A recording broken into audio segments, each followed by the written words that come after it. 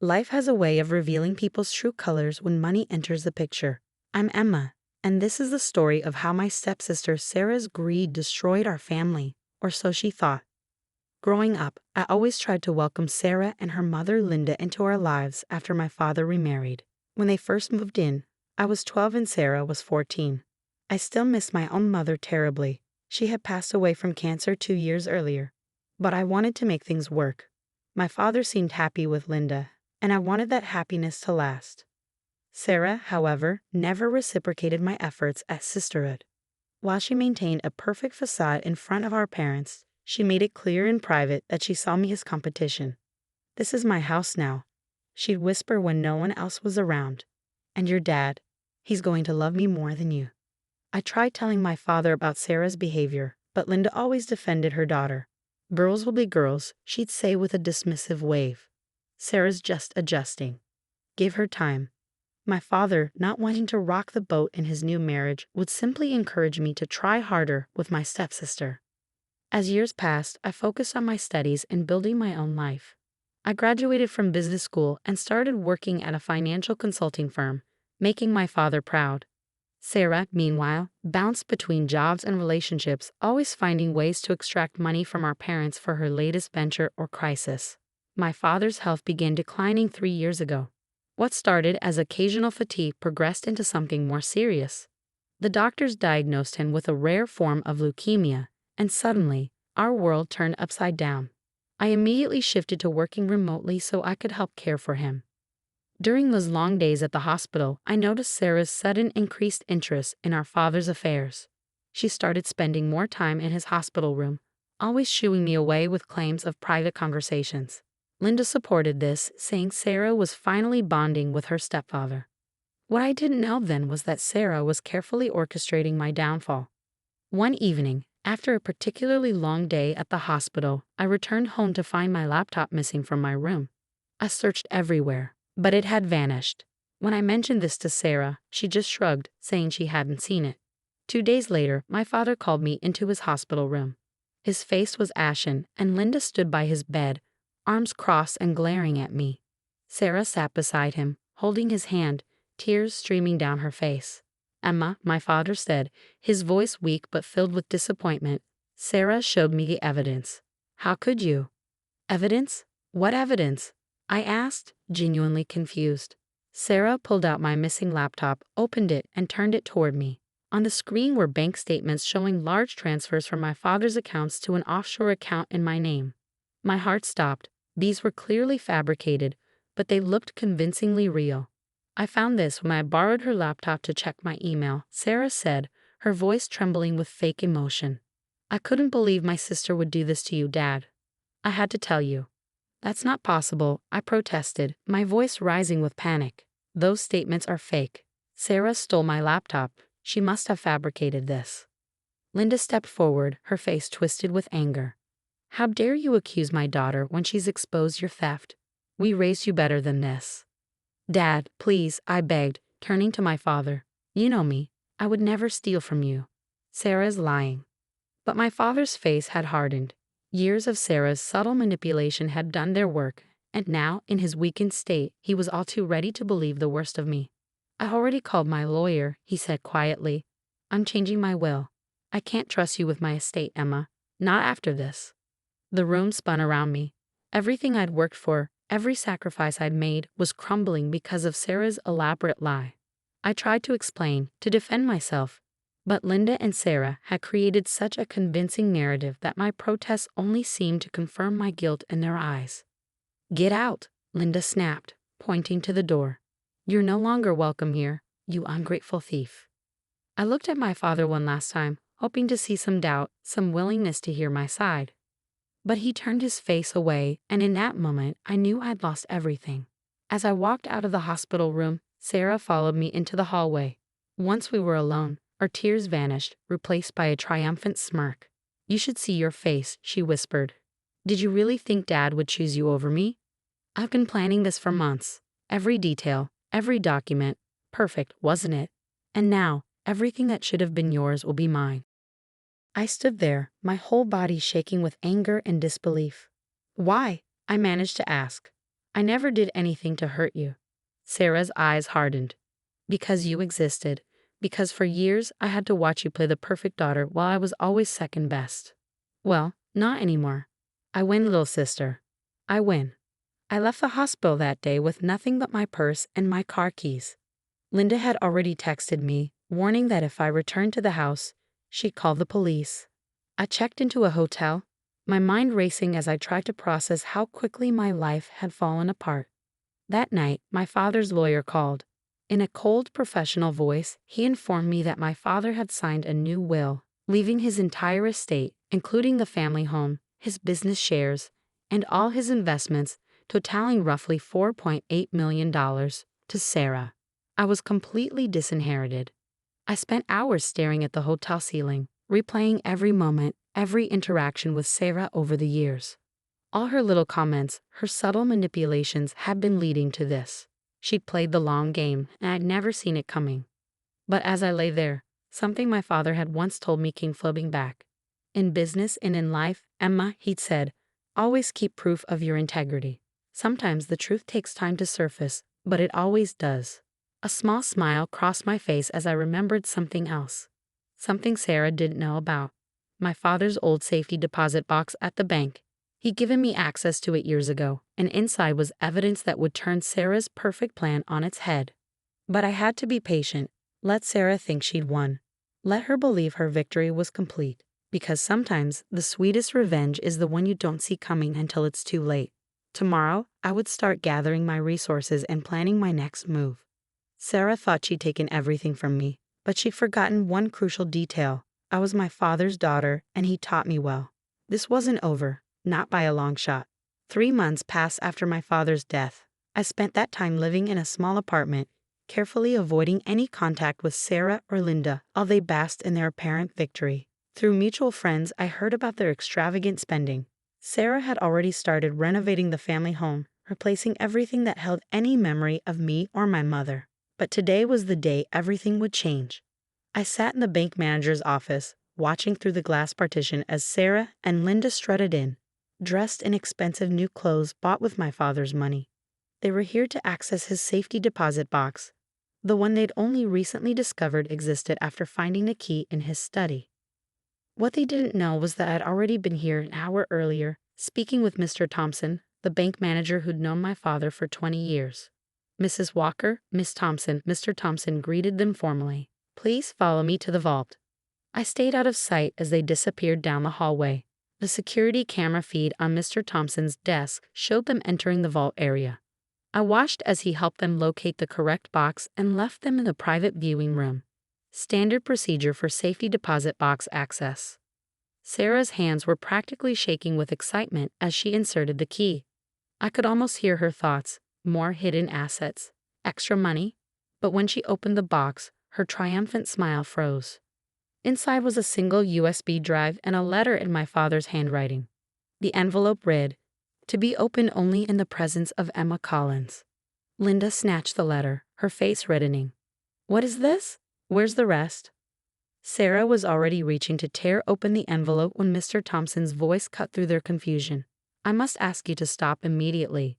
That letter clearly states it requires Miss Collins's presence. This is ridiculous, Sarah snapped. I'm the sole heir. Everything of our fathers belongs to me now. That was my cue. I stepped into the viewing room, enjoying the way both their faces paled at the sight of me. Hello, Sarah. Linda. Surprised to see me? Linda recovered first, her shock turning to fury. How dare you come here? This is a private meeting. Actually, Mr. Thompson interjected, Miss Collins has every right to be here. She's still a registered holder of this safety deposit box. I walked over and picked up the envelope. Shall we see what Dad wanted to share with all of us? Sarah tried to grab the letter from my hands, but Mr. Thompson stepped between us. Miss Thompson, please remember you're on camera. Any aggressive action will be reported to the authorities. With trembling hands, I opened the envelope and began to read aloud. My dearest Emma, if you're reading this, then my worst fears have come true. I know about Sarah's plan to frame you for theft. I discovered her scheme weeks ago when I overheard her talking on the phone about forged bank statements. At first, I couldn't believe it. I wanted to confront her immediately, But then I realized this was my chance to know the truth about both my daughters.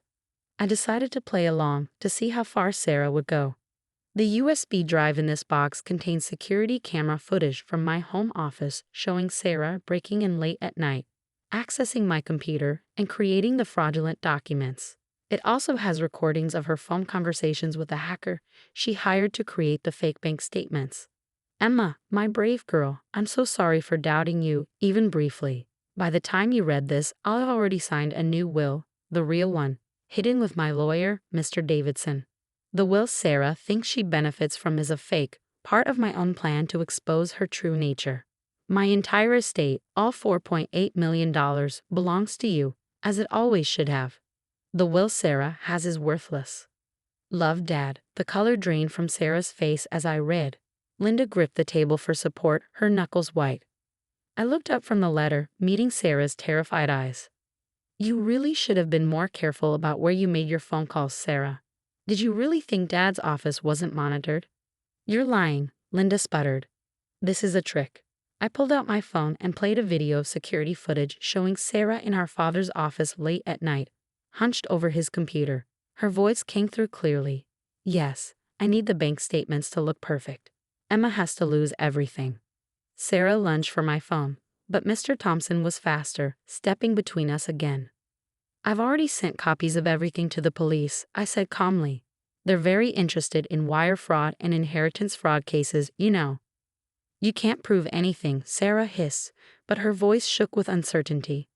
Actually, Mr. Thompson added, the bank has already received notification from Mr. Davidson's office about the validity of the real will.